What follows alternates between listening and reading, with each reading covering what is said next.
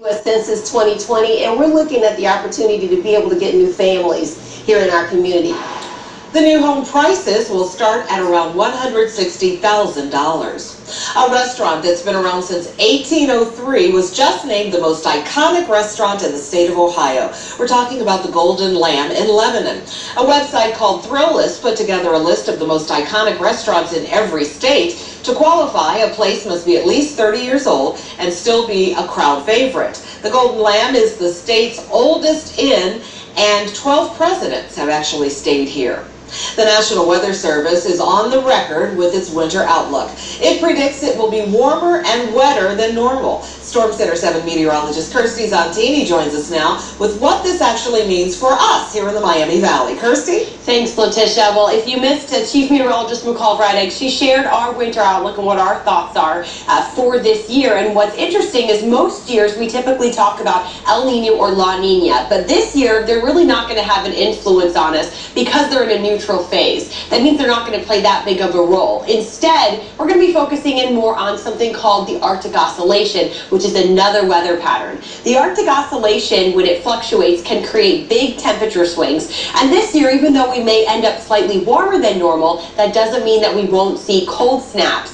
If those cold snaps then time up with the moisture, we could see big snowfalls. We could also deal with mixed precipitation a little bit more as well. So that's definitely something that we'll be watching as we head throughout our winter. And you can stay updated on our winter forecast here with our entire Storm Center 7 team, not only on air on WHIO, but also on WHIO.com. Now this morning it does feel a little more like winter. We're dealing with some frost across the Miami Valley. Our frost advisory, that continues until 10 a.m. So if you didn't have anything last night that you were worried about, maybe some pumpkins or any crops or plants that you wanted to protect, hopefully you did that, because temperatures have been dipping into the low to mid 30s, and that's kind of where we're going to stay this morning. We continue to drop at the Dayton International Airport. We're now at 37 degrees.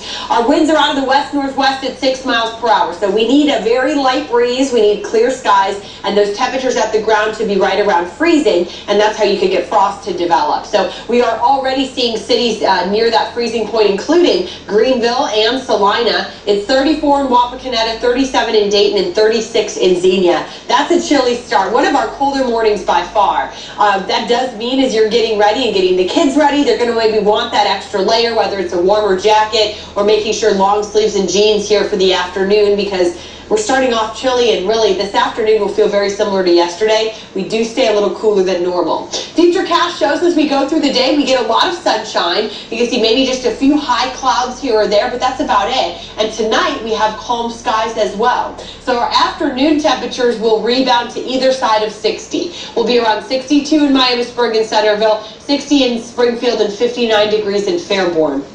For our Touchdown 7 forecast, you're going to want to make sure you do have maybe a blanket with you or a good warm jacket. Temperatures will drop through the 50s, likely ending up in the 40s. And then overnight tonight, Dayton will be at 40 degrees, but I do expect a lot of other cities to sit in the upper 30s tomorrow morning. Tomorrow afternoon, though, looks fantastic. A beautiful fall weekend, a little warmer than normal, so that'll be really pleasant to be outside. We'll deal with breezy conditions on Sunday. Our clouds will increase a little bit more, but it does look like our next weather maker will hold off until Monday, so you should be able to get through the weekend with some dry time. And there is a slight chance late Saturday night across the far southern Miami Valley for a few sprinkles or a light shower, but if anything does develop, a lot of us would be sleeping during that time frame.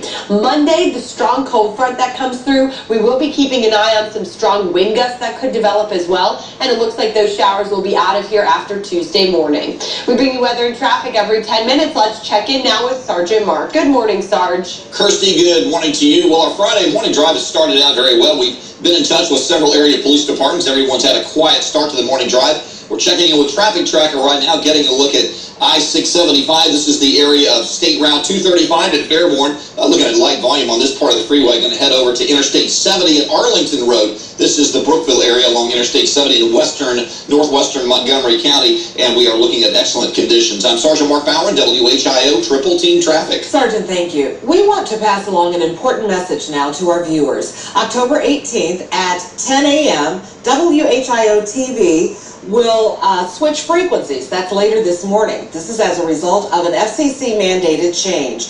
Viewers who watch us with an antenna will need to rescan their TVs and converter boxes. This will not impact cable, DirecTV, and Dish subscribers, but you can get more information on it before it happens this morning at 10 o'clock at tvanswers.org. It's now 5:21 and 37 degrees. Stay with us. We'll be right back.